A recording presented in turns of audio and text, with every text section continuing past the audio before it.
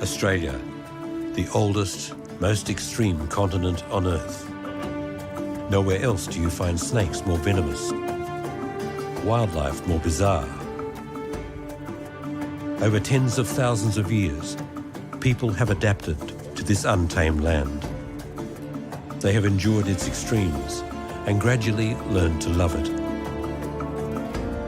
From the rich jungle to the red desert to the snowy mountains. But in this vast island of wild beauty, the crowning jewels are Australia's national parks. Between the Australian mainland and Antarctica, swept by the gales of the roaring 40s, lies Tasmania, Australia's largest and wildest island.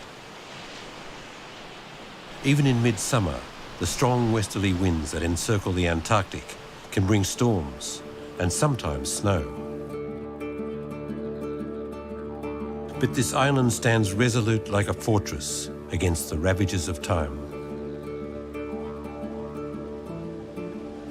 The rugged mountains have created a citadel of unique habitat, protecting the last remnants of a lost world.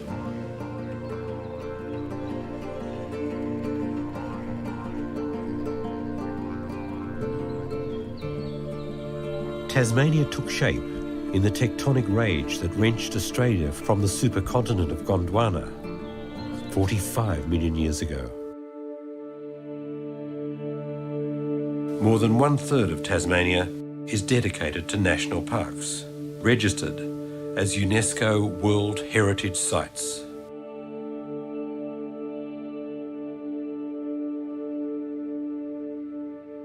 Ancient sheltered valleys of temperate rainforest have been preserved. The high humidity and mild temperatures create an almost closed canopy, which acts like a greenhouse dome.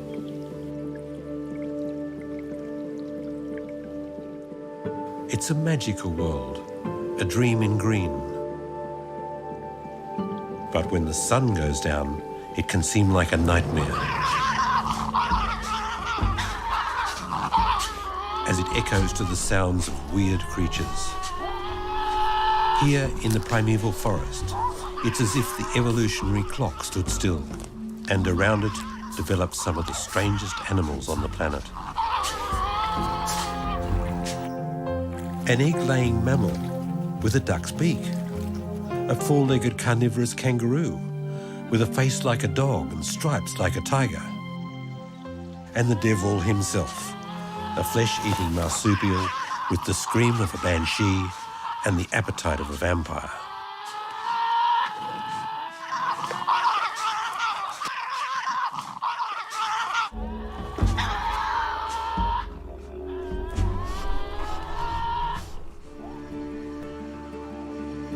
It is summer at Cradle Mountain in remote northwest Tasmania. In 1922, this almost untouched wilderness was designated as the Cradle Mountain Lake St Clair Scenic Reserve. From the rugged basalt peaks of the Cradle Mountain Massif to Lake St Clair in the south, it's a place like nowhere else on Earth. For those who care to visit, there's a trail that winds its way 80 kilometres over the roof of Tasmania.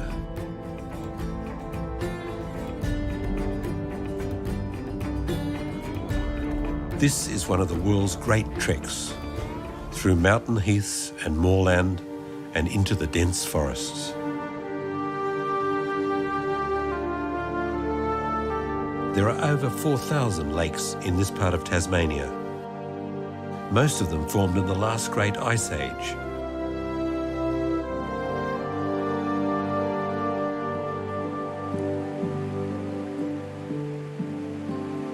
An average annual rainfall of over 2 metres maintains a rainforest supporting the ancient biota of Gondwana.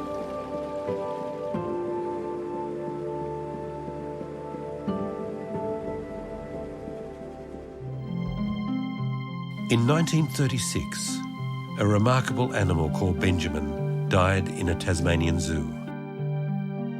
Despite the name, she was actually a female, And although she looked like a dog, she had a pouch for her young.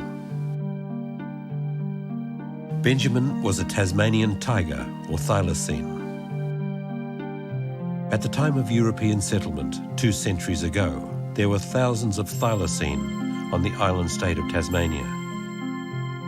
Sadly, Benjamin was the very last known of her kind, extinguished by bounty hunters after 4 million years in this land.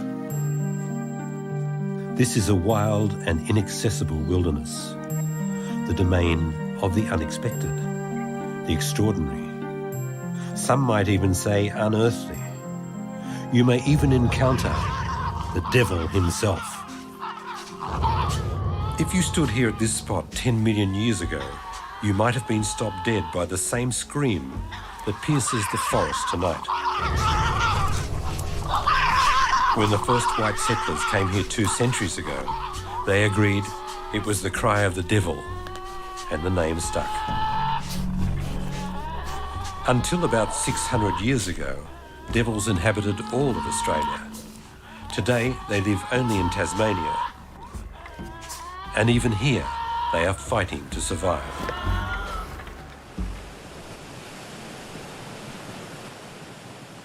Strange things happen in Tasmania, like falling in love with a savage, bad-breathed, big-toothed scavenger. But that's what happened to Wade Anthony. Wade decided the last icon of the Tasmanian wilderness must not go the same way as the Tasmanian tiger. He became the devil's advocate.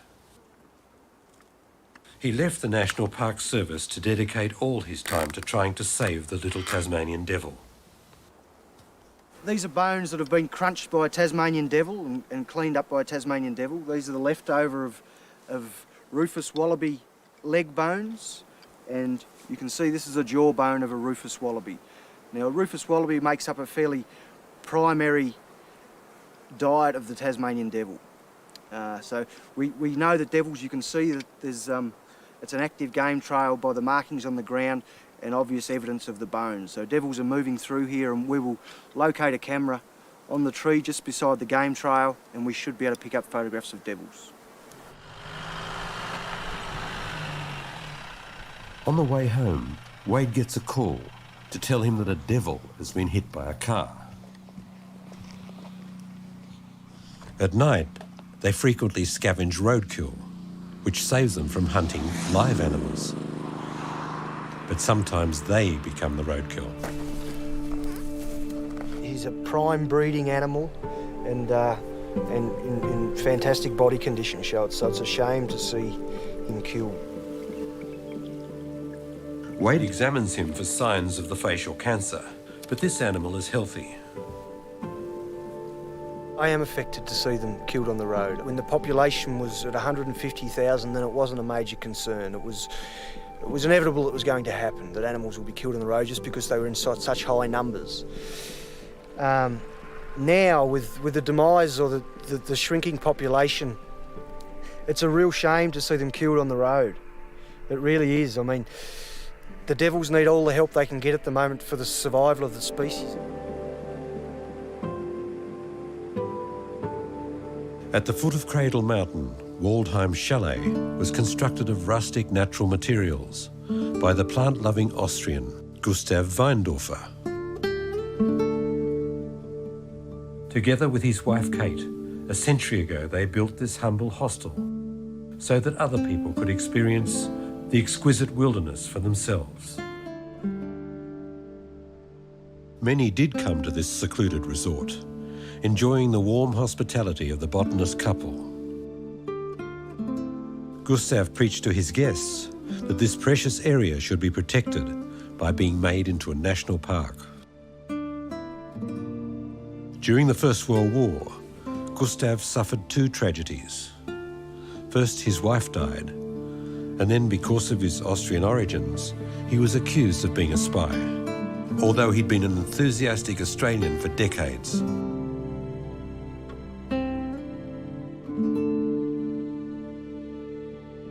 Weindorfer was vindicated when he learned in 1922 that at last the area between Cradle Mountain and Lake St Clair had been designated as a national park.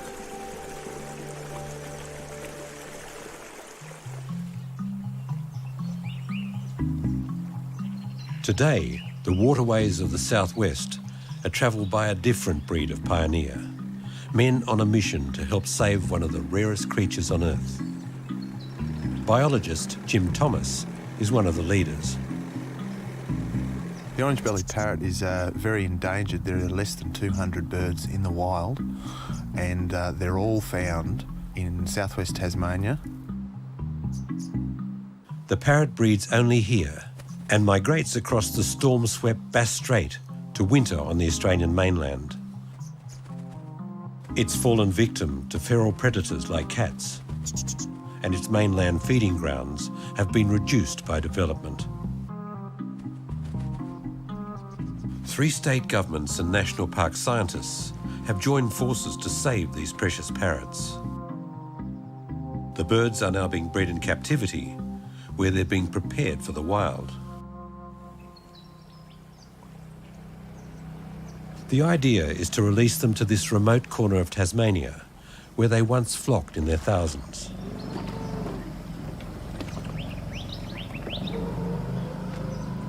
Today, birds will taste freedom for the first time, although it's not quite that easy.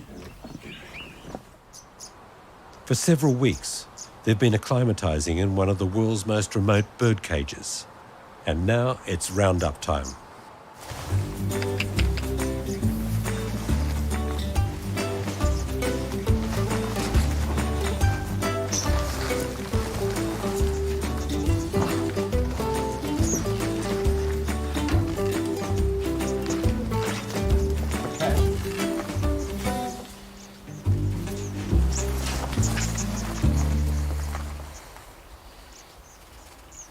All right, who have we got here? He's really well coloured up.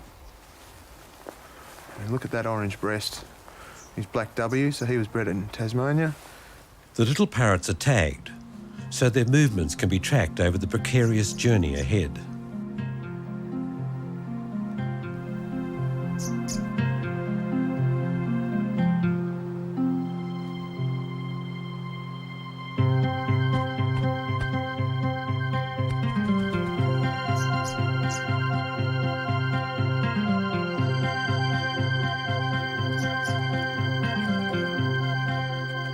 But these parrots have to learn to be wild again.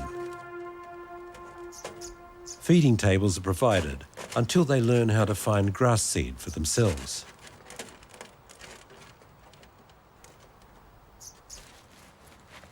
This is a rare opportunity for Jim to observe the parrots, and every move is scrutinised. I rate the success of the program quite high. Birds have been captive bred, they've been released here, and we've had birds come back. So we are getting the results we want, and to improve those results, we need to concentrate our efforts more on captive breeding and releasing of the orange-bellied parrot. Eventually they make that final leap and fly away.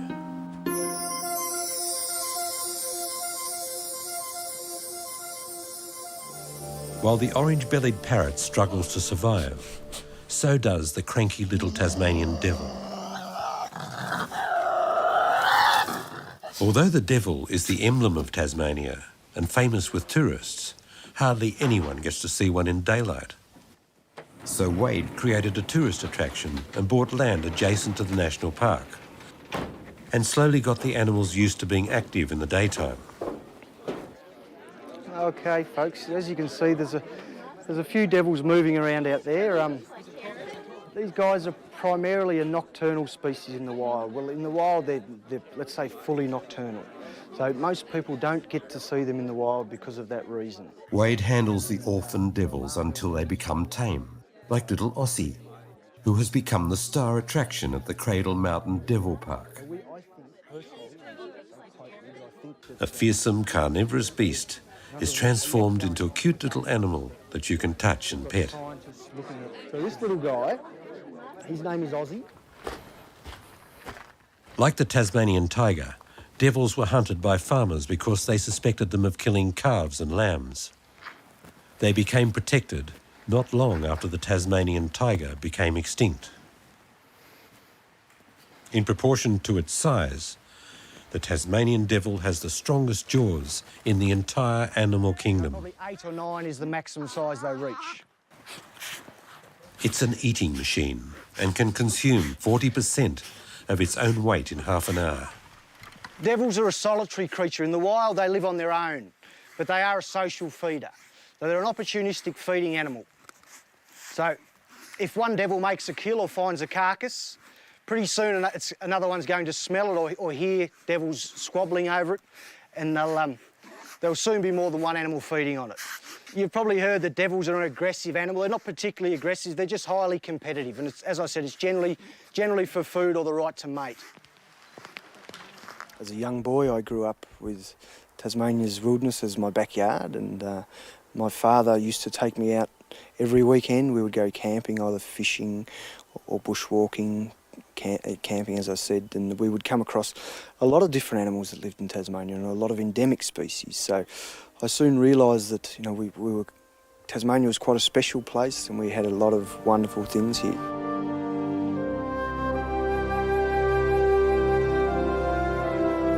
Where could an animal possibly exist that had webbed claws, a duck's bill, a beaver's tail, and lays eggs and feeds milk to its young?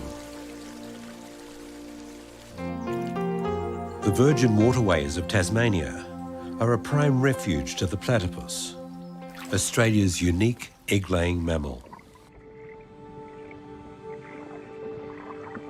The platypus hunts insect larvae by sensing their electric fields with highly effective receptors in its bill.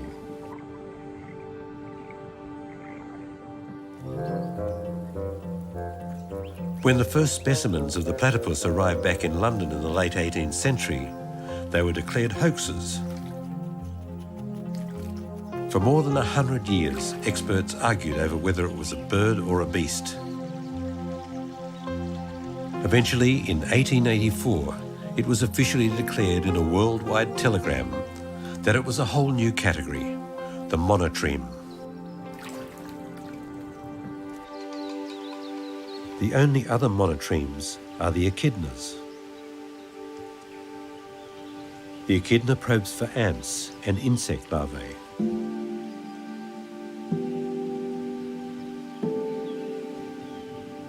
Both these monotremes have thrived in Tasmania, where they remained isolated from outside influence. But the same can't be said for the Tasmanian devils. In 1996, a photographer made a horrifying discovery in the Tasmanian forest. One picture he took showed strange areas of swelling around the mouth of a devil, the symptom of a contagious disease now known as DFTD, devil facial tumour disease. A devil task force was established to try and get a picture of the progression of DFTD. The devil population that recently was so numerous has been reduced to the status of an endangered species.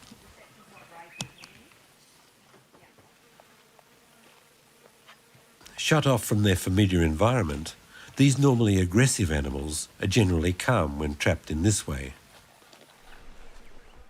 Some even go to sleep. Team leader Samantha Fox handles the wild animals with great care. Get on the side. 982. Noise upsets them, anything that they're not really sure about. You know, and a lot of the noises that they're going to experience while they're here with us, they haven't heard before. So people's voices, some of the really crunchy, crinkly stuff, it's all new stuff to them that they haven't heard before. So you try and, where possible, lessen the human part of the experience for them. Never mind. In addition to a general health check, the team records the size and age of the animals, and they give the devils names. What are you going to pick, Pearl? We'll call him Clyde. Clyde. Yep. Great. Paul and Clyde. Can cross that off the list. We're hoping to fill these. As apex predator, the devil is very important for the entire balance of the Tasmanian habitat. If it should become extinct, another less popular successor could likely take its place. I guess one of the pressing things that people are most worried about in Tasmania is the presence of the fox. And they're worried that if we lose too many devils, that allows a gap in a niche for devils, for foxes to infiltrate further into Tasmania. It is pleasing that all the animals examined so far have been in good health.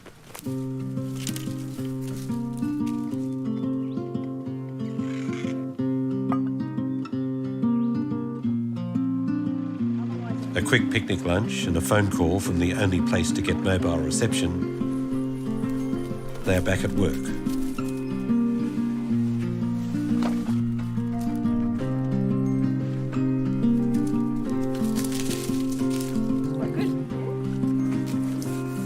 They are careful to clean every trap thoroughly so they do not become contaminated.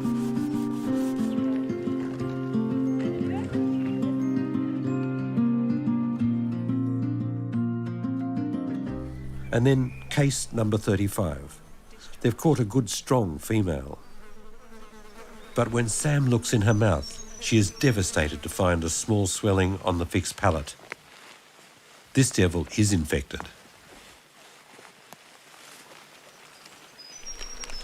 We take an average of 3 for each. So I'll hold the lip open if you can take the measurements and give them to Pearl. They take samples for analysis. The cause of DFTD is now believed to be related to a single infected female. But the cancer has spread because of lack of genetic diversity in the small devil population. This is probably a little further into the site than I was expecting it to be, but you know, it's very hard to tell. You can't. It's not really a case of expectation, and that's. You talk about a disease front and you sort of think that it's going to be, a lot of people would imagine that when you talk about a disease front it's going to be a straight line and it's moving across the state in a straight line, and it's never going to be like that. It's going to be highly variable depending on habitat, on abundance of devils, on a whole lot of other things. After the examination, Sam releases the female, revealing the wounds from the constant battles that many Tasmanian devils suffer. Scientists believe that the devils transmit the disease by constantly biting each other when eating and mating. Whatever the cause, the disease has spread remorselessly through the devil population in less than 20 years. And so far, nothing can be done to stop it. It's predicted that unless the spread of the disease is stopped, extinction in the wild will occur within 35 years.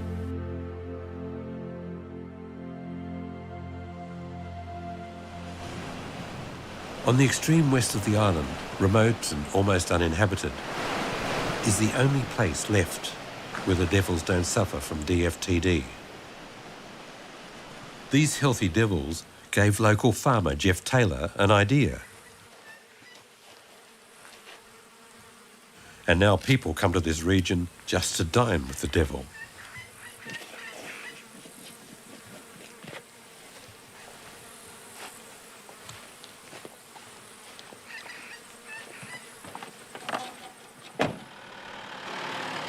To attract Tasmanian devils to a viewing site, the first thing you need is a very healthy population of devils in the landscape.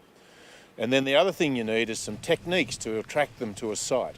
So I collect roadkill, I leave it out in front of a shack, this old fishing shack that we use as a hide, and I also drag a scent trail through the landscape on the nights that I try and show people the devil.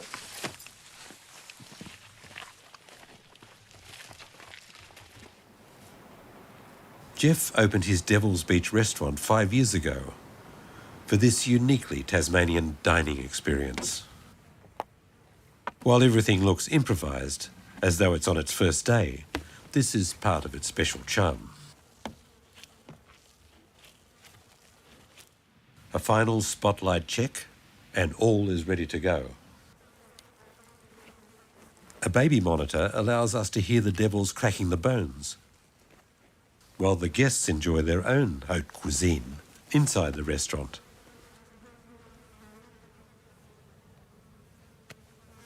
I never expected when I started showing people Tasmanian devils that I would become fascinated by them. I'd had a farmer's view that they were a stinking filthy animal. As it's turned out, they're an intriguing animal, one of the most intriguing animals I've ever seen in my life. And so every night I come down here, and this is night number 1010, I'm excited. The Devil's Restaurant caters for both humans and animals. The first guests arrive at sunset.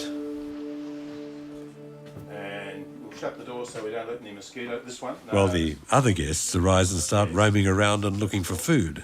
We'll keep the light on for a little while, but then later on we'll have a candle and we'll watch through the window and turn everything down low. Okay, take a seat. I need to check my lights and things. Here's some reading material. While inside, the humans enjoy the fine aromas of French cheese, Italian bread and Australian red wine. Outside, a dead wallaby radiates its own seductive aroma. Some guests come back for a second visit. We came here 8 years ago, and it was in a guidebook that From 8 years ago? From 8 years ago, which we were rereading prior to coming here for this visit. And it was we only saw like it a there. week before we left, and I thought, wow, that sounds fantastic. We researched it a bit and looked at it, and then called. And very similarly, happily, he was going out. It was the right night. We called 2 days ago, and it was perfect. Suddenly, a crackle comes through the baby monitor.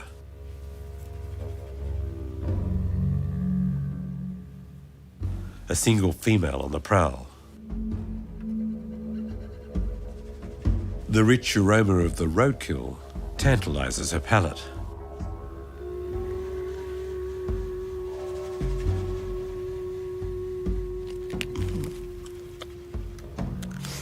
While the devils may prefer dining alone, their raucous appreciation of the meal soon attracts other guests.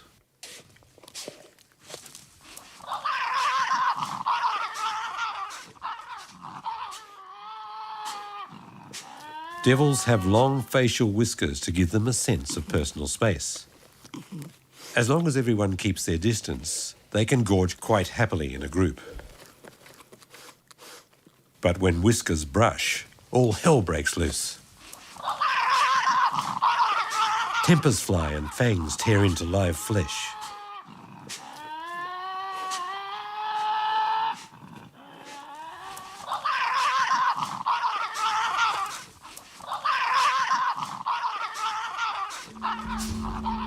It is this secret observation of the wilderness up close that guests love so much about the Devil's Restaurant.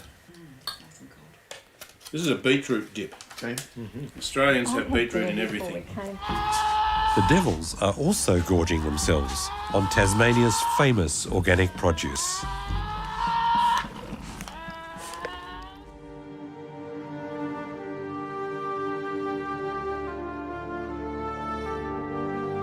If the Tasmanian devil was to disappear from the forests of the island, there is only one other endemic predator that could possibly fill its niche.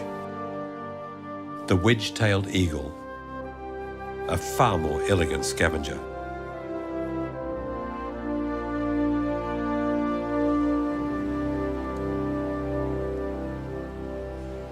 Bill Brown's home is perched on an empty hilltop, like an eagle's eyrie. And Bill is the bird's biggest fan.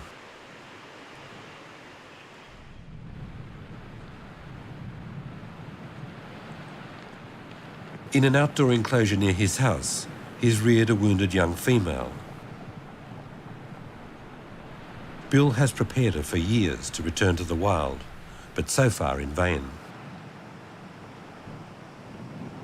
The updrafts of this windy hill make it an ideal place to teach large birds to fly, but she seems reluctant.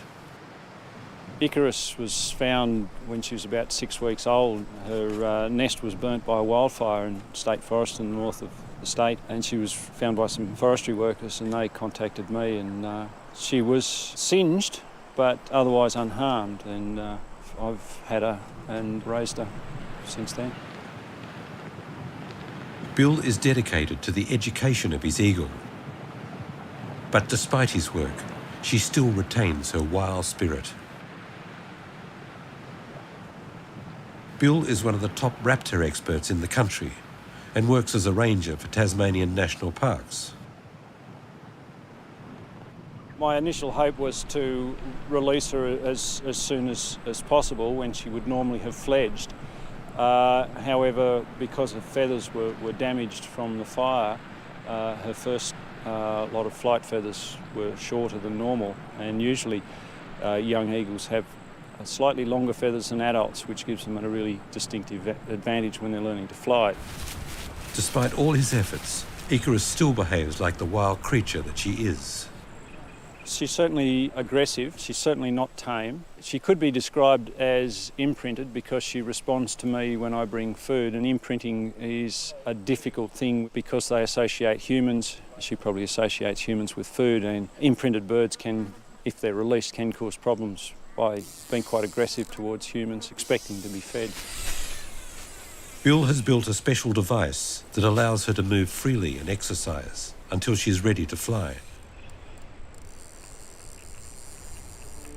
With a wingspan of up to 2.8 metres, the Tasmanian Wedge-Tailed is one of the largest eagles in the world. But Icarus's muscles are not used to flight.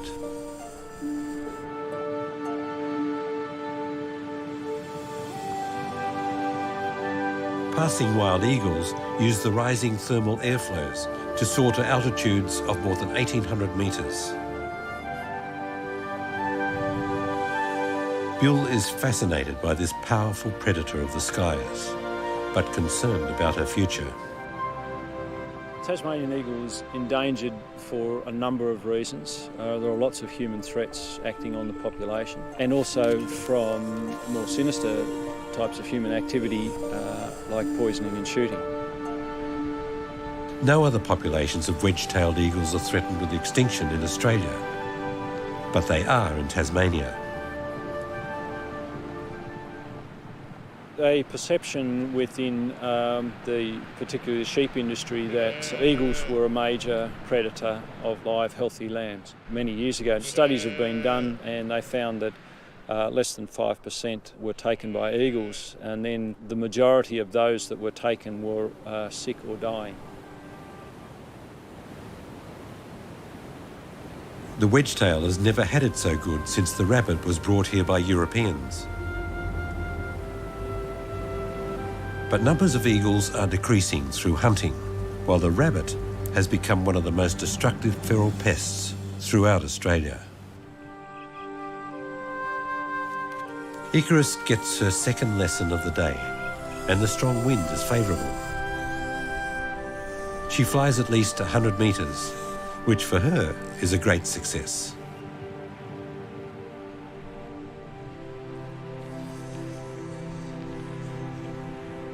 The young eagle feels the wind in her feathers and tries again.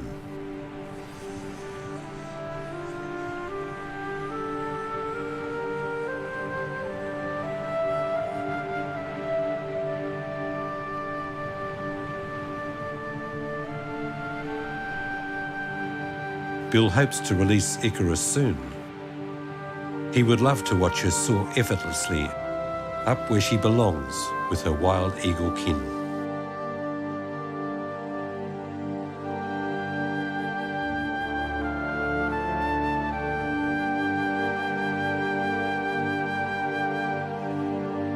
The basalt columns of Barn Bluff stand like organ pipes in the cathedral of nature. Created from the molten lava at the dawn of Tasmania, millions of years ago.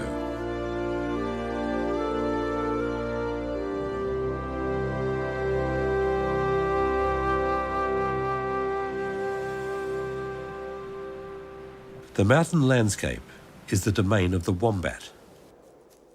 This peaceful, bear-like marsupial lives in burrows that they dig with their sharp claws. Wombats eat the grasses and sedges of the mountain meadows and have a very slow metabolism. They can take up to a fortnight to digest a single meal. And after all that time, it comes out in cubes. Wherever they go, they leave ample evidence of their passage, treating fences as minor obstacles, and marking their territory with their distinctive briquettes. Their natural enemies are Tasmanian devils and eagles, and no doubt the thylacine also preyed on them. But they have their defences. The rump of the wombat is covered with a very tough, thick hide, which protects them from the teeth and claws of its attacker. It's also capable of crushing its enemies against the burrow roof.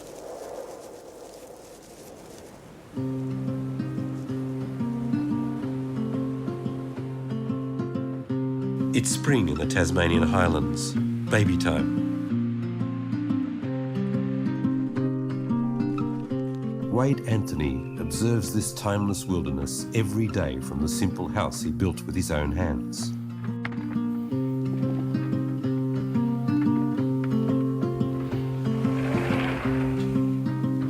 Sometimes he brings wounded animals home.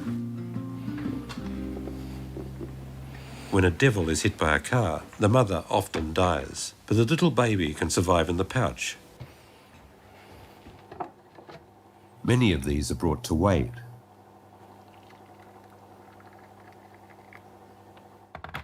He rears the young devils with a special milk formula, sold in Tasmania just for feeding marsupials.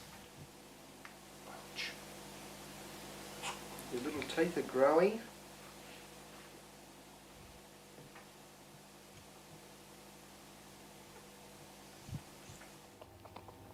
Oops, oops, oops. And some more. These two will have plenty of time to practice because Wade will have to do this twice a day for the next 3 months. Willem, as we've called him, was found on the edge of the road with his sister next to his mother, which had been killed on the road. Unfortunately, his sister didn't make it through the night, but Willem, he was the stronger of the two, obviously, and he managed to survive the crucial 24, 48 hours. He was brought into us 24 hours after he was found. And luckily for Willem, he took to the bottle very, very quickly. So this was a really positive sign. Once they take to the bottle, then generally speaking, they're away, and you shouldn't have too many problems with them.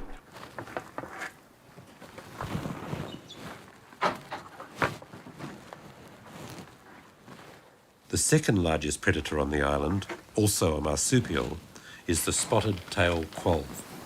I'm going to try and catch this male spotted-tailed quoll. He's about 3.5 years old, so he's in his absolute prime. He's quite a large animal. Spotted-tailed quolls are quite difficult to handle because they're very, very fast and agile. And they have a nice set of teeth as well. So I'm going to have to be a little bit careful. And they're quite difficult to catch, so we might have a bit of fun here for a little while. It's all right. Some species of the Australian mainland quoll are now extinct, but the birth rate in Wade's sanctuary is high and the future is hopeful.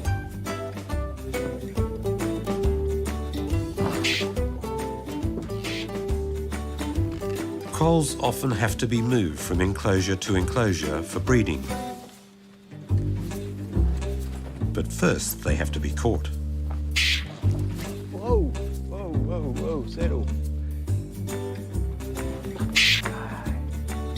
That was my opportunity. I missed my opportunity. Despite all his experience, Wade doesn't succeed. He needs help. Spotted-tailed quolls are the Australian equivalent of a native cat. They tear birds and small kangaroos to pieces with their teeth and claws, and they are excellent climbers.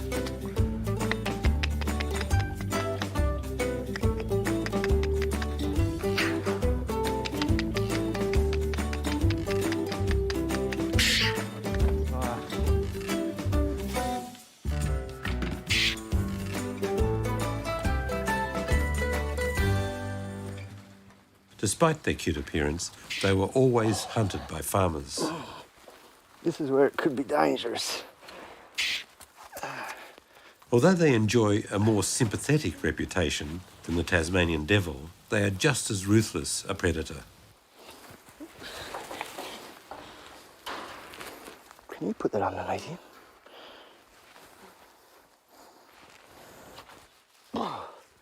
We got him. As you can see, they're very fast, very agile, and take a bit of catching sometimes. Thanks, Nicole. For the meantime, I'll place him in this trap. Hopefully. The quoll's bite muscles aren't as strong as the devil's, but they don't give up, not even in a bag. Yeah.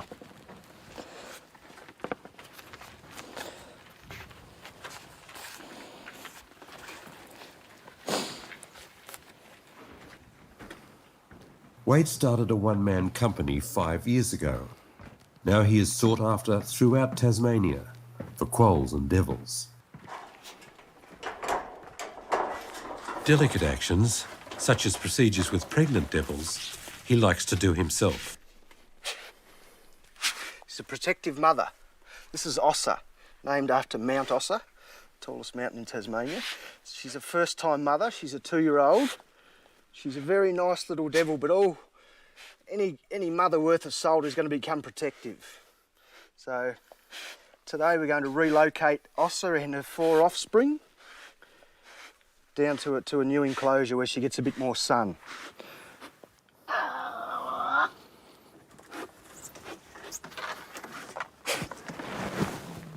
Life is not easy for young devils. A mother delivers up to 30 minute babies in one litter, each one no heavier than a few tenths of a gram. She has only 4 teats inside her pouch. Only the 4 strongest babies get any milk. The rest are eaten by their mother. The 4 who have made it this far know how to fight to survive.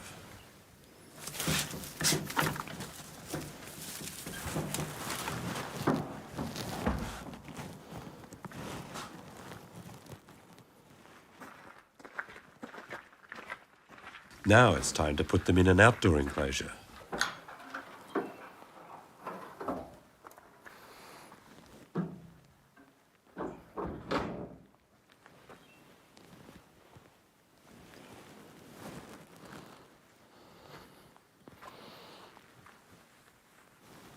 For 100 days, these 4 youngsters have done nothing more than to hang on tight to their mother's nipples.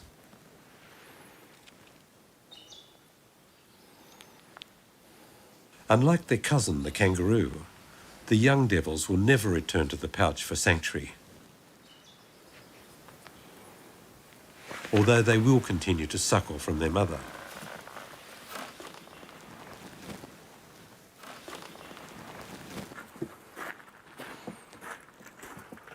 Ossa is brought to join her babies. But when she's put into the new enclosure, she feels disoriented and a bit insecure. Hello, girl. Hello. It's all right. And she wonders what Here. Wade has done with her joeys. They're in here.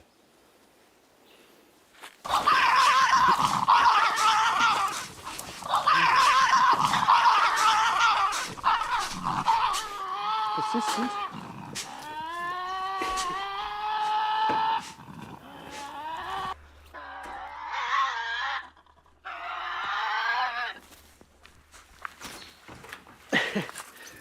That's the quickest way out. Looking around Christmas time or very early in the new year, the young will be fully off milk. They'll be on purely meat and water. And once this occurs, Mum's done her job. They're becoming increasingly difficult for her. And one night she'll just leave the den and won't come back.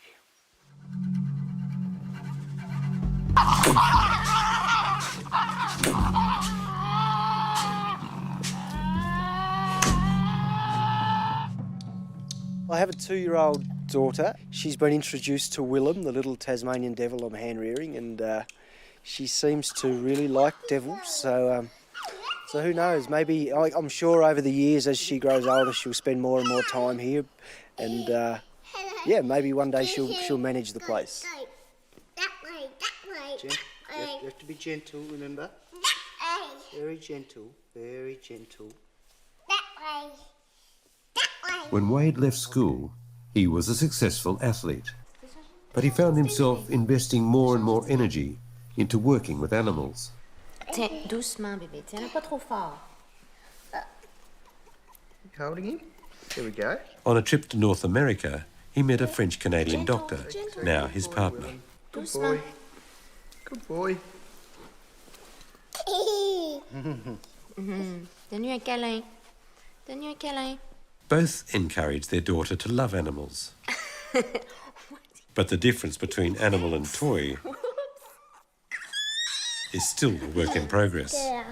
Do you like Willem? We're gonna put him in the box. You're going to put him in the box? I think he still wants milk. You can put him in the box. Almost everything in Wade's life is somehow involved in the wildlife of Tasmania. He tries hard to maintain a healthy work-life balance. Okay, you have to close the door quickly, okay? Eddie, help me close the door. But if his daughter is going to take over the family business, she needs plenty of practice in putting wild animals in and out of enclosures. Bravo. Good girl, man. One of the myths is it's a savage beast. It's an animal that's going to attack you in the wild. We hear this every day. This is simply not true. This myth has come about because, one, it's called a Tasmanian devil, and every photograph or bit of footage you see, the devil's got its mouth open and it's roaring and screaming. But in reality, they're a very, very shy animal, and they're a species that most people aren't lucky enough to see in the wild because of that fact. They're incredibly shy.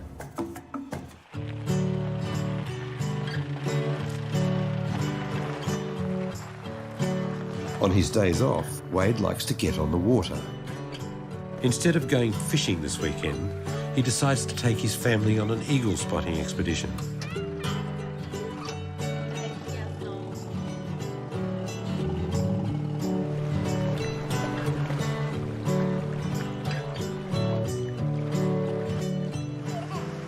There's a pair of sea eagles that live just up here on the river. We see them pretty much daily. They come over and looking for food, obviously, so I'm just checking to see. Today, there's no sign of the sea eagles, but the family gets a reward. A wedge-tail. Perhaps it's Icarus that has found her wings at last and is soaring the ragged ridges of this ancient remnant of Gondwana. The Cradle Mountain Lake St Clair National Park.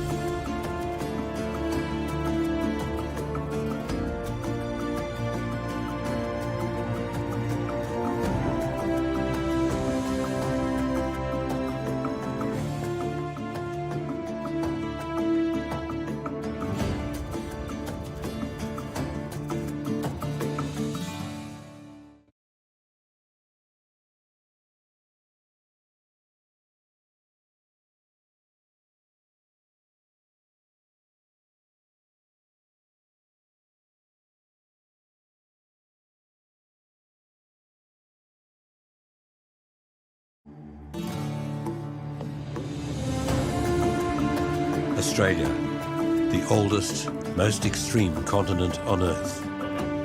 Nowhere else do you find snakes more venomous, wildlife more bizarre.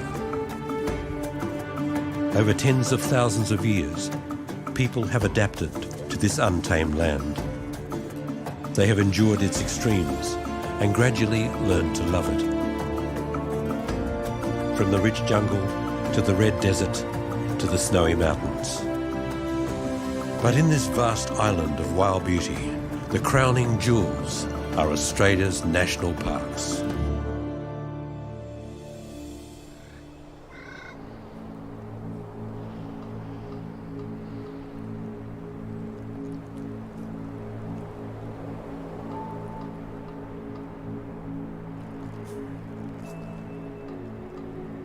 It's winter in the Australian Alps, and the cold fronts roll in from the Great Southern Ocean to spread a soft blanket of white over an old snow gum.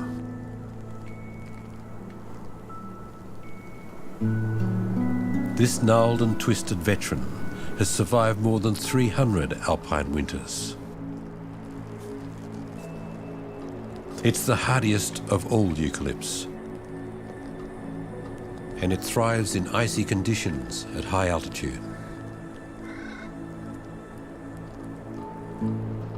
They grow slowly and never much over 30 metres.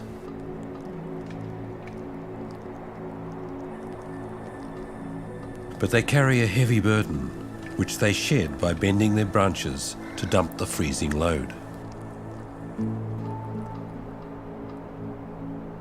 It's one of a few evergreen trees that survives in the snow and ice of the Australian Alps.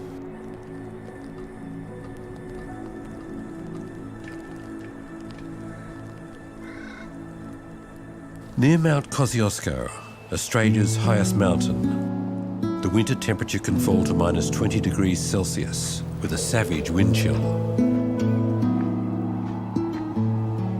It's a harsh endurance test for both plants and animals.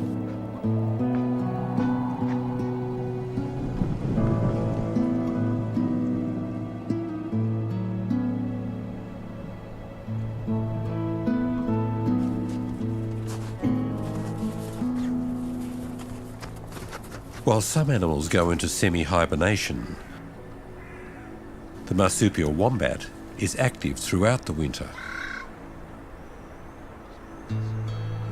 This usually nocturnal animal is foraging during the day because of the shortage of food.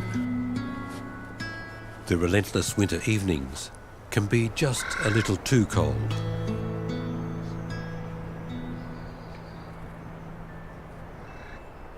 Deep snow cover makes it hard for him to find food. But today is perfect winter wombat weather. Sun shining on his thick fur, snow blanketing his underground burrow, and a thaw that exposes bare patches and running water.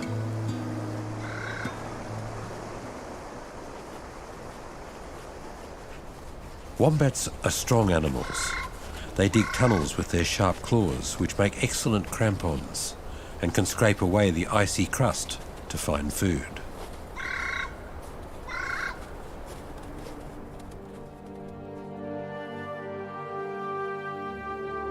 The Snowy Mountains, as they are called, are the highest part of the Great Dividing Range, which stretches 3,500 kilometres along the entire east coast of the continent, from tropical North Queensland to Victoria. It is the third longest mountain range in the world. Only this one small section, however, has high mountains and winter snow.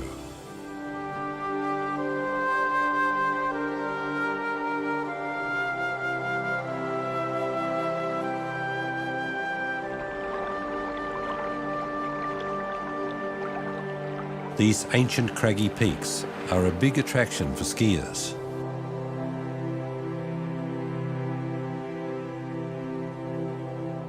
It's not as steep as the European Alps, but it's wide and perfect for cross-country skiing in the wilderness.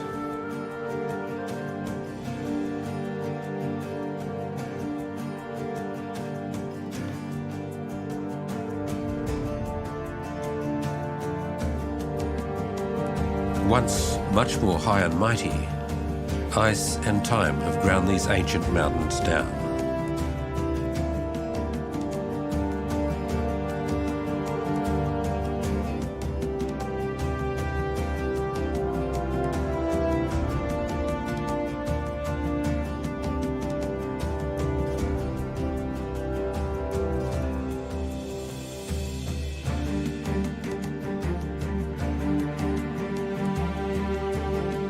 The Snowy Mountains are home to thousands of wild horses, originally brought here by European farmer settlers. In the Australian Alps, they're affectionately known as brumbies. It was this high country that gave birth to the legend of the man from Snowy River.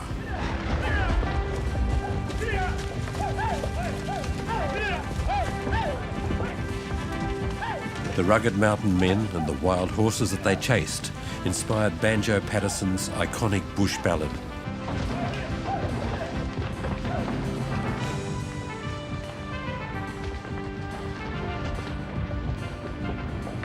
Generations of Australians have since been raised on this tale of outback courage.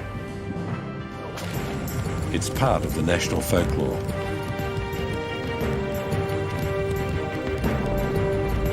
So Clancy rode to wheel them. He was racing on the wing, where the best and boldest riders take their place. And he raced his stock horse past them, and he made the ranges ring with the stock whip as he met them face to face. Then he halted for a moment while he swung the dreaded lash. But they saw their well-loved mountain full in view, and they charged beneath the stock whip with a sharp and sudden dash, and off into the mountain scrub they flew.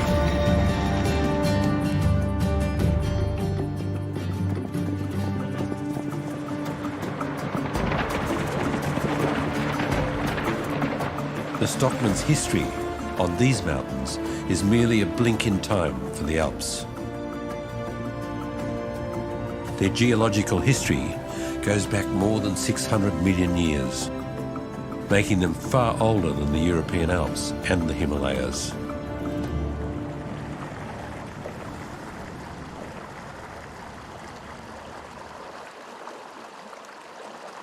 By the end of September, the snow melts and the rivers flow, providing water for the first green shoots of spring.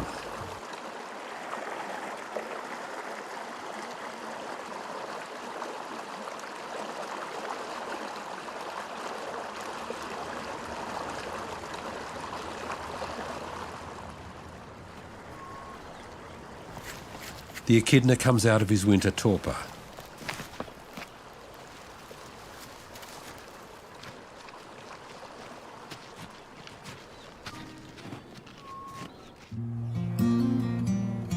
For animals and farmers alike, grazing begins in earnest. A number of people around the national park still earn their living with the brumbies. Glenn Simmons is the classic Aussie bushman. Like the snowy mountains where he lives, he's open, tough and weathered. Glenn, nicknamed Simo, loves the brumbies. What?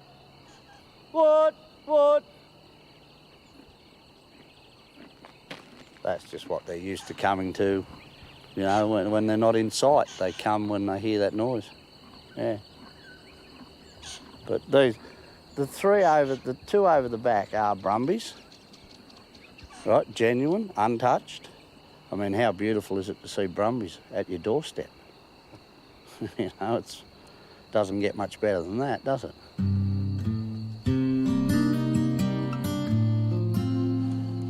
Simo's property is adjacent to the park. He used to catch wild horses on behalf of the National Park Service. He'd be on the road for weeks at a time, building traps and luring the horses with salt licks.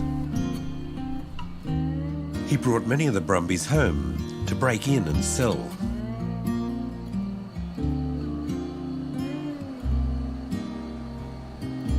Simo and his wife Julie still have to make a living. So now they've worked out a way to persuade the brumbies to come to them.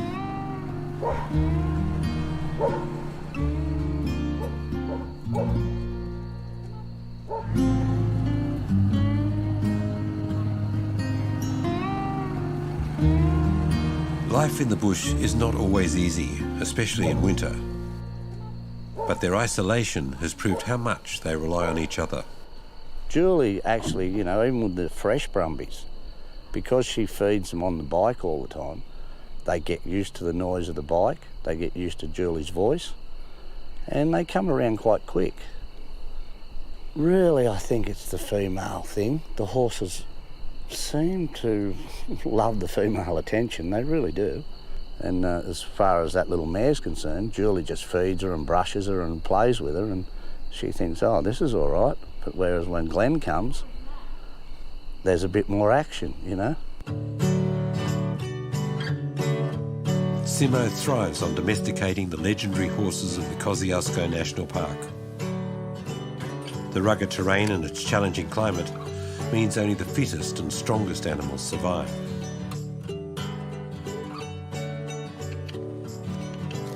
In Simo's opinion, a lame wild horse needs no doctoring. Just regular running exercise will soon see it right.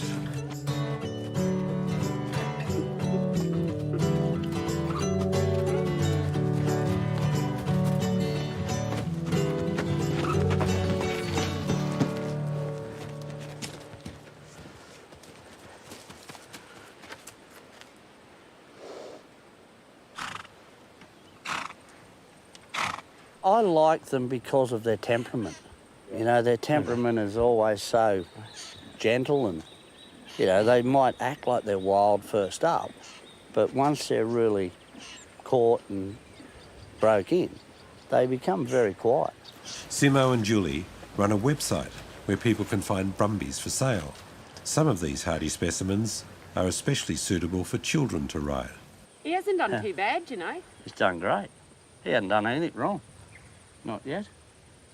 She's the type that we break in for kids, but, you know, that takes 18 months, 2 years to get them guaranteed quite enough for kids. As much as they become friendly quick, you know, it's teaching them all the things that kids will do. Walk up behind them, want to give them carrots and bread, and really sort of teach them just to be kid-friendly. I just want to adjust that down so it's not too tight in his mouth to start with. It's way too tight. Tell him how good a horse he is. Oh, you're a good horse. Little champion. I'll call you Toffee. Sweetest Toffee. Good boy. Where's your head? He and Julie live simply in the bush. They have a generator for electricity, bottled gas, and a water pond right at the front door. In remote rural Australia, most people live like this. Got a coffee made? Yeah, love one. They've raised their 3 children here, and 2 of them have families of their own now. Thank you. You're welcome. Oh. I'm sure they'll take it. That'd be good. Well, that's a Brumby that just comes into the salt. He's just wandering around on his own. He's just a young Brumby stallion. Hasn't got a mob. So he's just a bachelor at the moment. So he'll eventually get older and get a few mares and get his own family.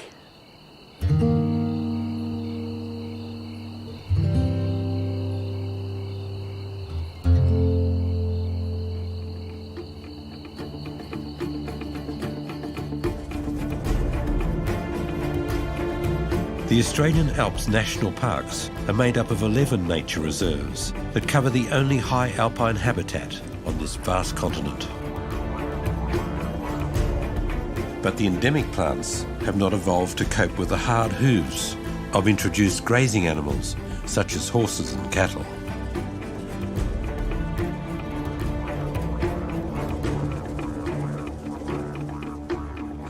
The Brumby population in the Alpine National Parks is said to be unsustainable at well over 15,000 and growing at 20% a year.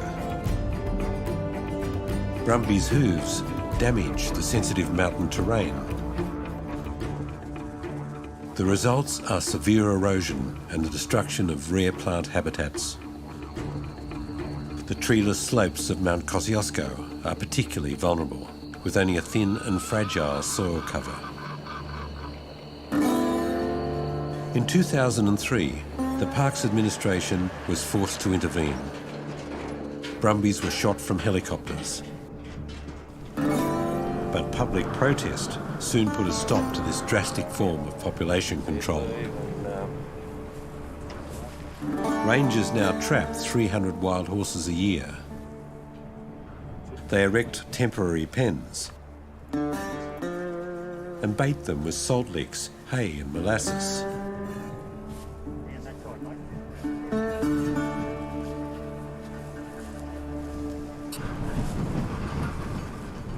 When the horses enter the pen to tug on the straw bales, the latch trips, shutting the gate behind them.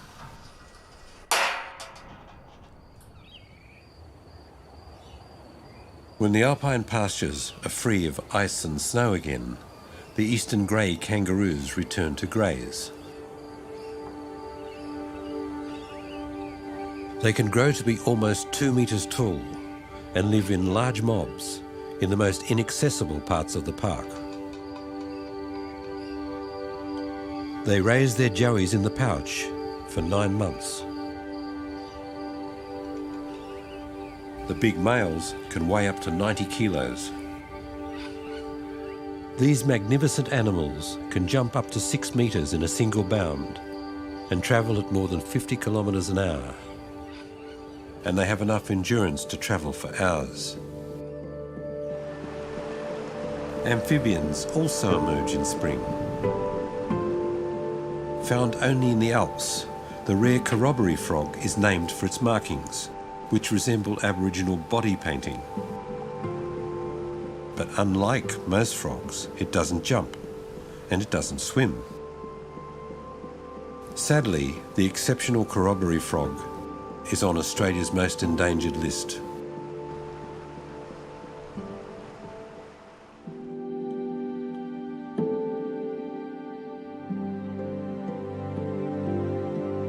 The blossoms on the snow gums are sought after for their nectar.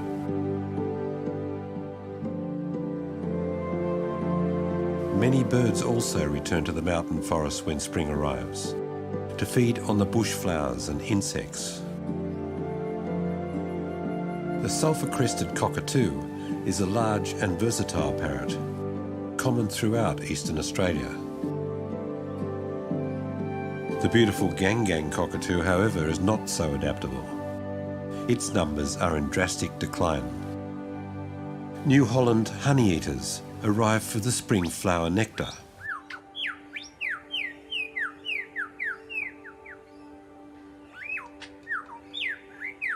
It gets noisy in the bush when the lyrebird does his spring mating dance.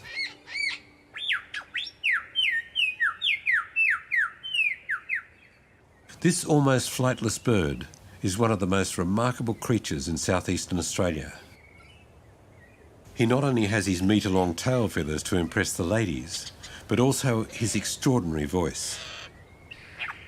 Lyrebirds can mimic just about any other bird in the bush.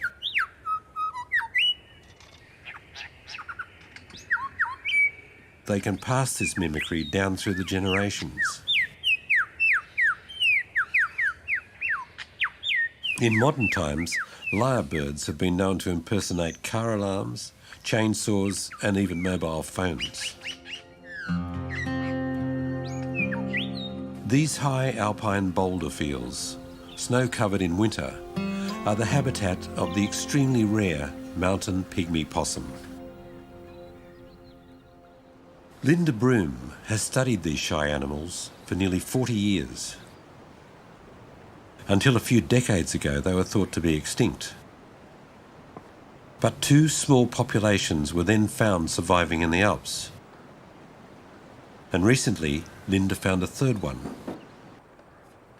She noticed that this rock formation was similar to their other known habitats. She also noted the presence of bogong moths, the tiny marsupial's favourite food.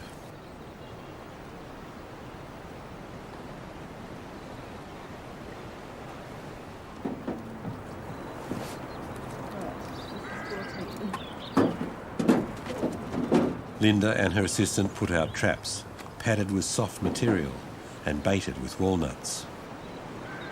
Possums like to be under the shelter of rocks, where the bogong moths are. The bogong moths accumulate in these areas, so we put the traps in a little space where the possums are running through the boulders at night, and they come upon the trap. And the walnuts actually taste and smell a bit like bogong moths, which is why we use walnuts. So we put those in the traps, and put the little trap down a hole where the possums might be running, looking for moths. And we hope they go into the trap.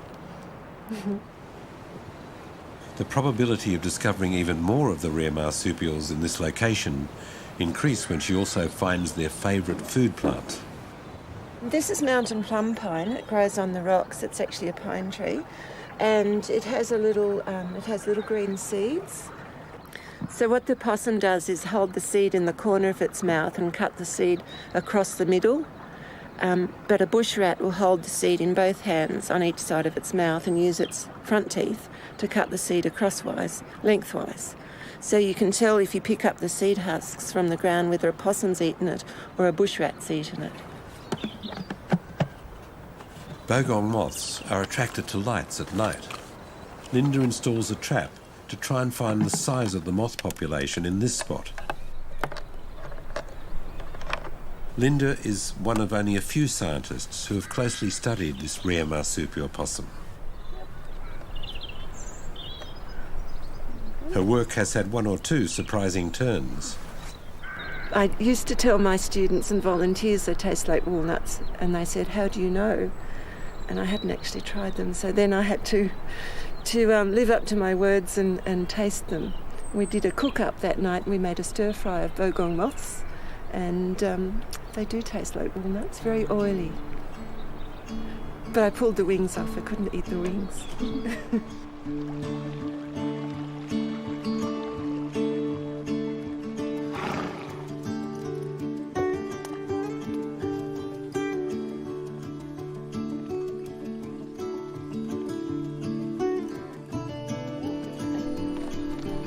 Some friends of Linda's have a farm and horses near the park.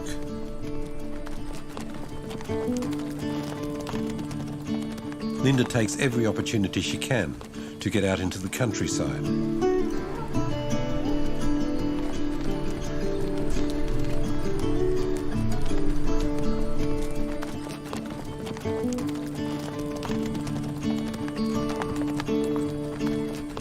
She always learns something that helps with her scientific observations. It is lovely to see wild horses galloping across the mountains. You see a brumby, a feral horse, rearing up a little stallion and being very proud and striking at the air, and it does tug at the heartstrings. So, in a way, there's a small place for it, but we do need to keep it in areas that are not going to be damaged. There are areas in the subalpine, and there's also areas outside the park that we can have horses in as well, and some of the state forests. So there is a place for it, but it needs to be controlled very carefully so that we're not damaging the native environment with these horses.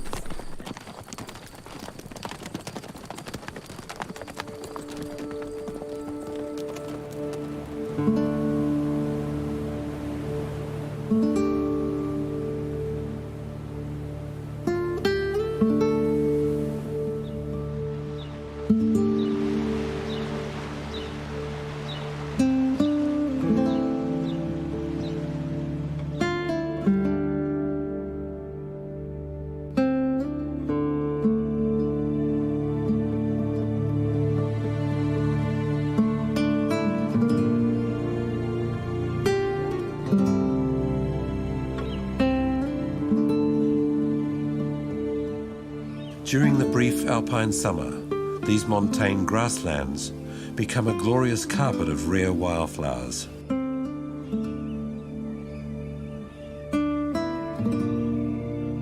Many of these delicate species grow nowhere else on Earth.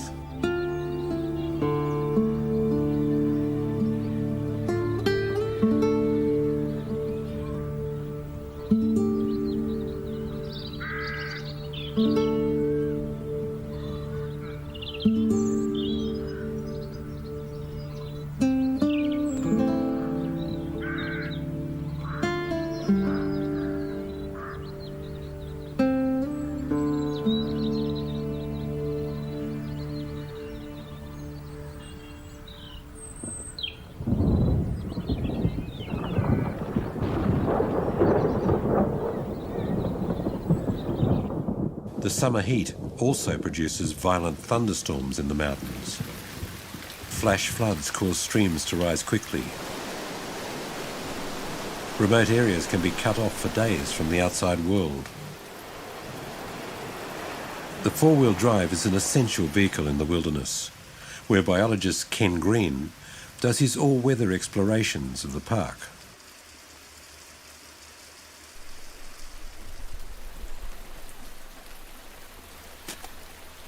This is more like the weather I'd expect in April, but having said that, I've been doing this now regularly for the past 15 years, and I think this would have to be the wettest February that I've ever done it for. So usually I'm complaining because it's too hot, too dry, there's too many snakes, too dusty, the animals are getting stressed in the traps because of the heat, whereas today it's, yeah, you get that on big jobs. Ken set his traps in the bush 2 days ago. The animal he's looking for is a marsupial rat. This one's a broad-toothed rat. I've just checked it.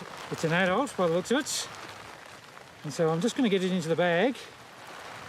Being a rodent, they can give you a bit of a bite. And come on, matey.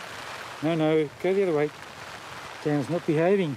Due to Ken's work, the broad-toothed rat is one of the most closely studied rodents in Australia.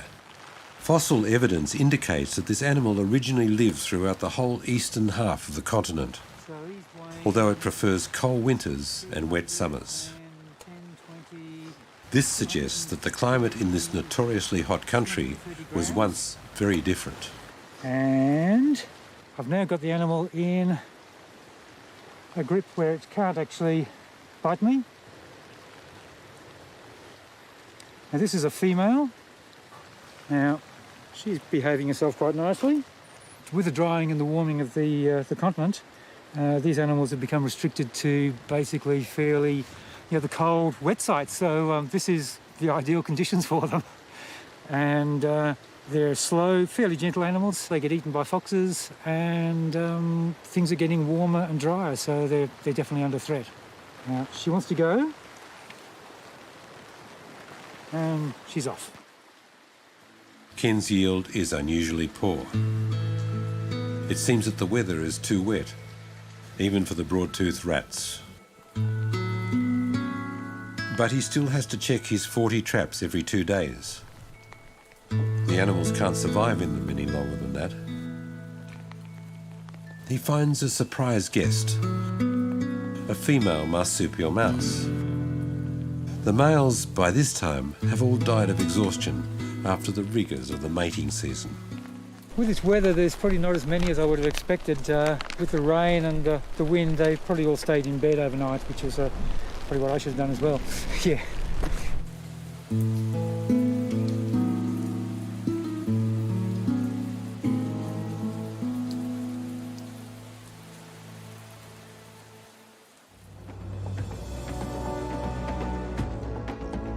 The Australian Alps date back to the time of the breakup of the supercontinent Gondwana.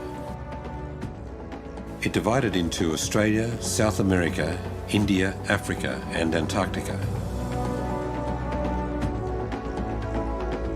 An enormous volcanic magma bubble raised the Earth's crust to form a giant plateau, which then collapsed in the middle. One part sank into the sea, but one edge of the escarpment was preserved as the east coast of Australia. After breakup, the Gondwana continental landmasses then ground together, causing further violent uplift. But that jagged new mountain chain has since been sculpted by wind, water and ice over a geological age. The Aborigines inhabited the valleys along the riverbeds. Every summer the tribes met on the high peaks to feast on the bogong moths. They drove the insects from the caves with smoke, then turned them into protein-rich flat breads that sustained them for months. Among the rounded granite boulders of the mountains, this miniature kangaroo feels right at home. Yellowfoot rock wallabies can jump up to 4 metres and were once hunted for their beautiful fur. Today, they are at the mercy of introduced foxes and feral cats. In the Australian Alpine region, they live in small scattered groups of up to 20 animals.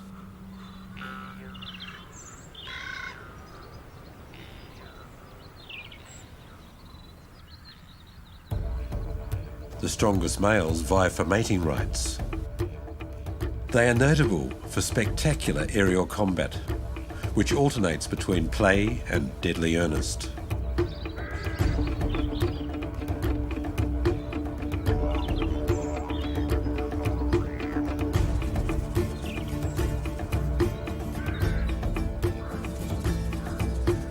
But if you lose, there's plenty of time to contemplate a new strategy.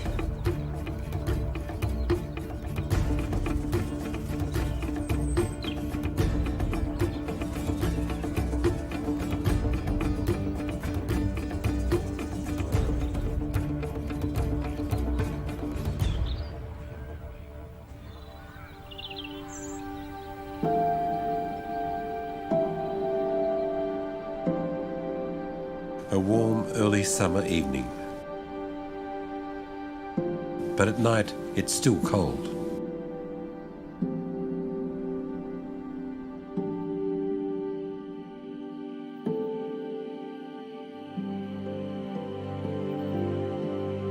In the pure mountain air, the stars blaze with a special intensity.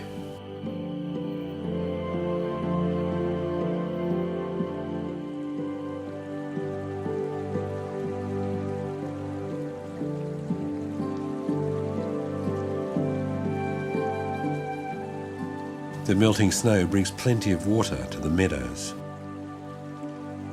The lush wild grasses provide a feast for wombats. These are the most serene of all marsupials. They would seem an easy target for predators.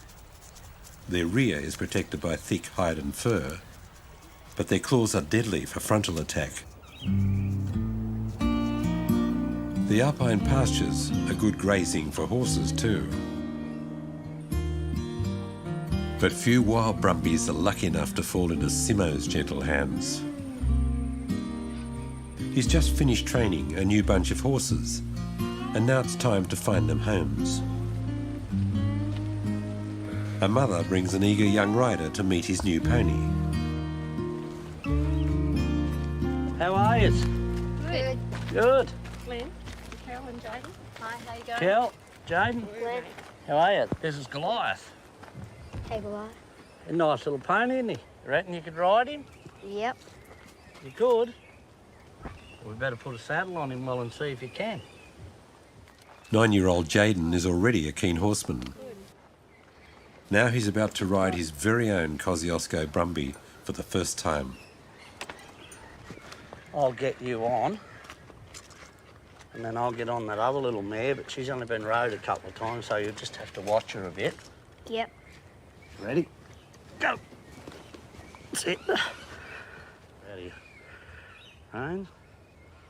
All right, you just have a little ride round on him, see how you get along with him, and I'll get my one ready. All right, you feel good? Yep. Take your time with him till you get the feel.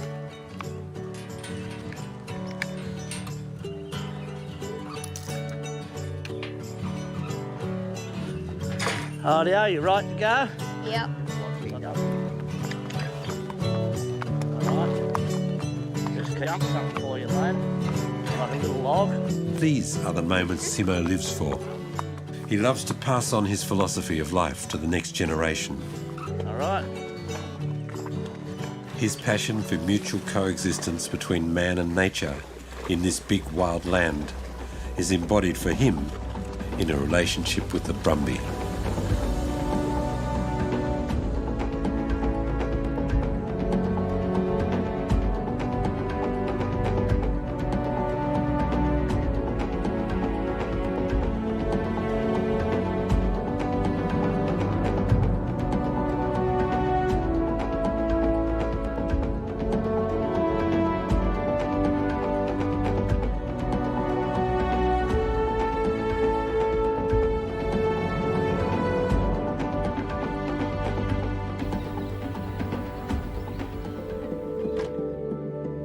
The pygmy possum is the only marsupial that stores food for the winter.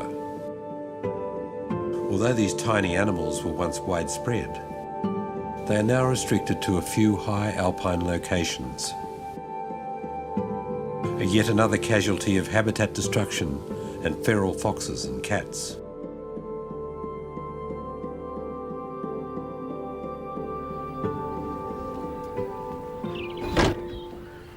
Linda Broom and her colleague set their traps 2 days ago. So we should have walked the other side. She's hoping to find some today in a new location.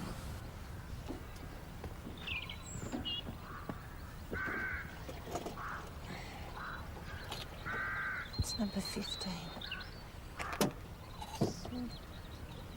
Possum. Looks like a bigger one too.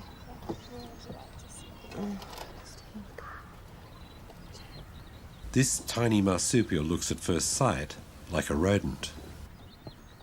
It's the only mammal to live all year round above 1400 metres altitude. It's an icon of the Alps because it's the only animal that's restricted to above the snow line in Australia.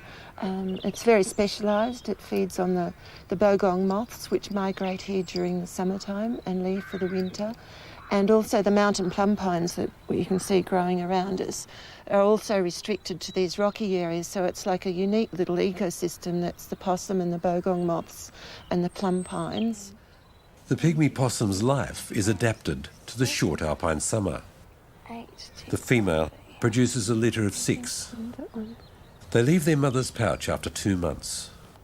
Then the offspring are on their own, with only a few more weeks before the start of winter. Well, the biggest problem, of course, is climate change and what's happening with the declining snow cover, because these animals need the snow. When the possums hibernate, they drop their body temperature from 37 degrees down to 2 degrees when they're hibernating, and the environment under the snow stays at about 2 degrees as long as you've got about a metre of snow. But when you start losing that snow, it can get to temperatures here at Charlotte Pass down to -20. Making a little... Linda notes that the animals are getting thinner year by year. Slightly lighter, that's 45, so it'll be 26 grams. Pygmy possums no longer have enough to eat when they wake up hungry from their winter semi-hibernation. With less snow and shorter winters, the snow melts before the bogongs reach the mountains. So the possums are dying of malnutrition.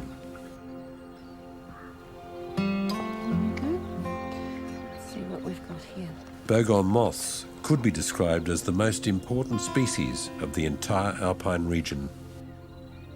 The fat, protein-rich insects migrate every spring from the hot lowlands to the mountains for their cool summer refuge. The birds and the animals of the Alps and the local Aboriginal people all sought out their hiding places for a guaranteed source of nutritious food.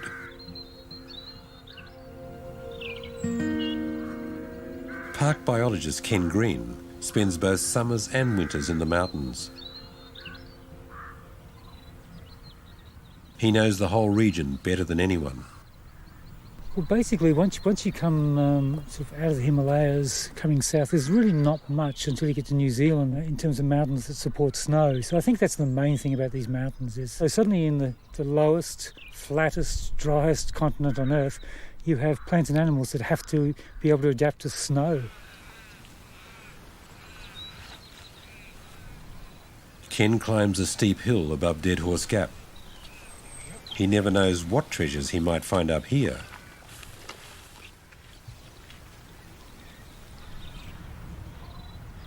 With many rocky crevices, this is typical habitat for bogong moths. A striking arrangement of jagged rocks catches his attention.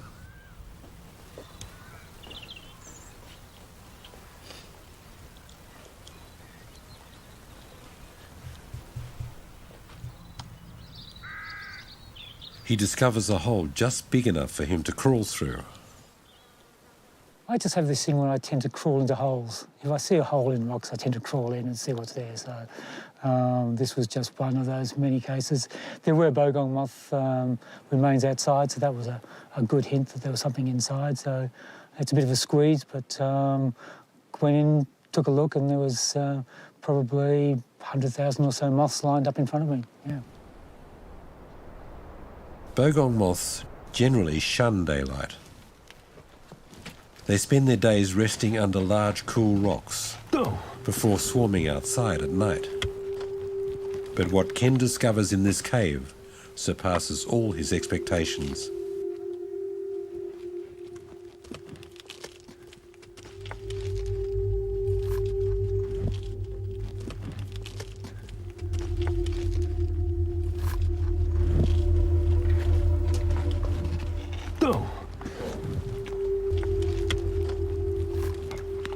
Bogong moths cover every inch of the cave interior. They've obviously been migrating to this cool secret place for centuries. Why they come to particular caves, we don't really know. Obviously they come back, or at least some moths come back to the same caves, because on the floor of the cave here where I'm lying, there are a number of parasites which remain in the cave. So they're dependent on the moths coming each year. So certainly some moths come back in each year, whether they're moths from the same areas or whether they're just generally moths from all over. Got a moth down there. We don't know, and this year's a particularly good one.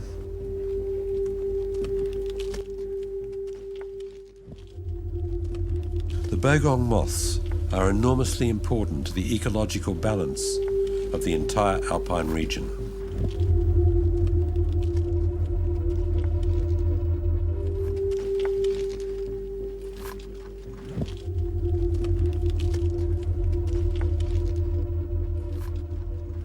The basic is, when do they arrive? That's the key to a lot of what's happening here in the mountains.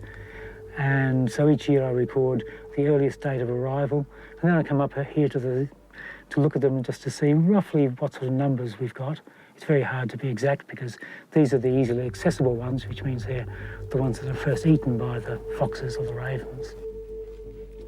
A significant problem is that the moths bring farming pesticides from the lowlands in their bodies.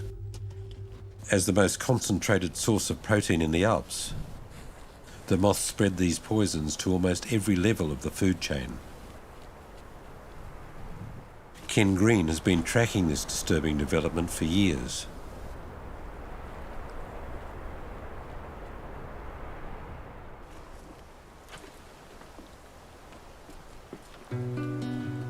The Australian Alps National Parks protect the only high alpine habitat on the continent.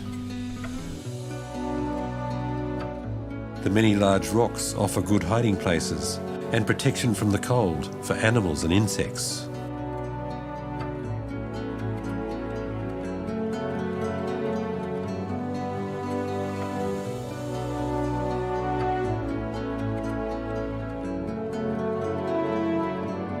Bushfires in the more remote regions turn evergreen forests into desolate fields of grey sticks. Fire has been one of nature's cyclic events in this habitat for millions of years.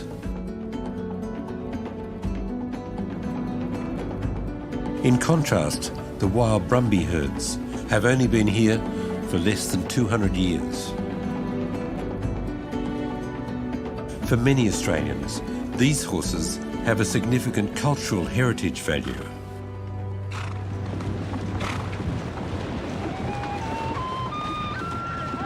The brumby is related to the 136,000 horses that were sent to the Great War on behalf of Australia. Only one of those horses came back.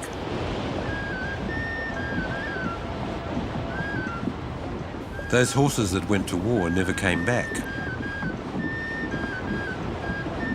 But the horses that were left in reserve in Australia were set free, and some became the brumbies.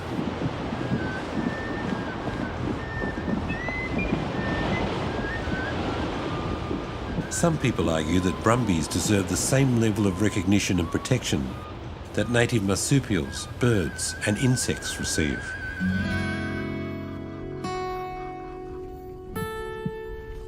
The wild horses, therefore, have become a political issue.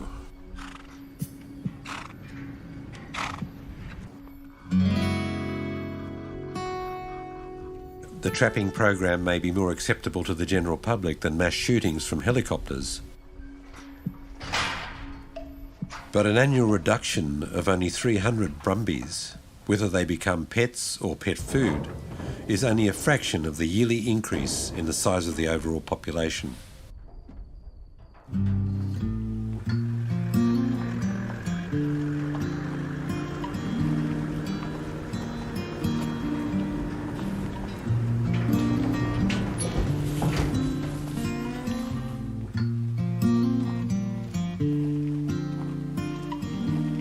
But for Simo, Alpine brumbies are the best horses in the world. With time and patience, they become docile riding animals.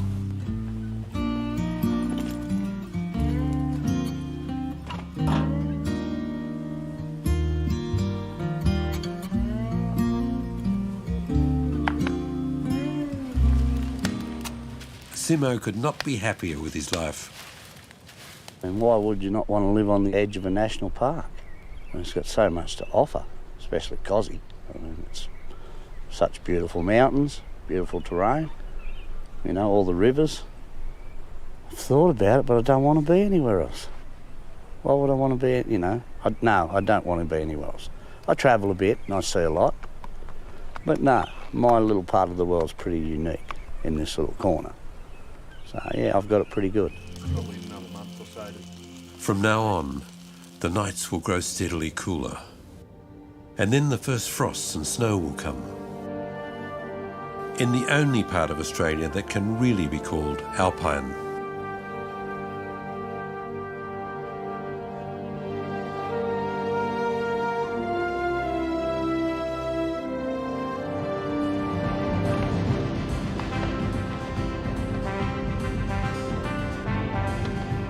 The problem of the brumbies, however, will keep the National Park authorities busy for a long time to come.